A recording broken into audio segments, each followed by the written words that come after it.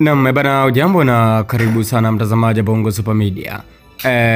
Msemaji mkuu wa serikali Msigwa ameweza kufafanua kwa siku ya hii leo. Hapo awali alisema kwamba atakuja na uchunguzi kuhusiana ile ripoti ya CNN. Siku ya leo amekuja amesema kwamba CNN ametoa ripoti yao, lakini ripoti yao ipo katika upande mmoja, kwa maana yake imeegemea upande mmoja. Imeegemea upande wa negative tu, lakini haijafuata upande wa positive, kwa maana yake pia haijawaoji watu wa serikali ni kupata upande wa serikali.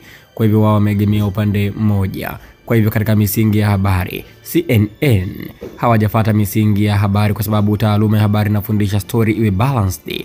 Unapomhoji huyu wa kwanza unabidi umhoji mtu wa pili ili ubalance story yako. Kama kuna mtu tatu pia unaweza ukamhoji, lakini Msigwa amesema hivyo. Kwa hivyo walichokifanya CNN sio haki. Msigwa amesema hivyo, lakini Mange Kimambi yeye amekuja na posti yake nyingine.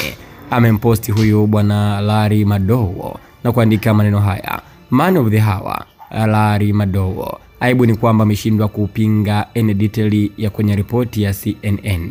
Mwisho kunukuu. Kwa maana yake hapa Mange Kimambi anamaanisha kwamba Msigwa hakupinga kile ambacho kimezungumzwa katika CNN kutokana na uchunguzi ambao bwana Msigwa ameufanya. Lakini Msigwa amesema kwamba CNN wameripoti habari, lakini hawajafuata upande wa pili ambapo ni upande wao serikali. Na huyu bwana Larry Madowo alisema kwamba aliwatafuta watu wa serikali, lakini cha kushangaza hawakurespondi.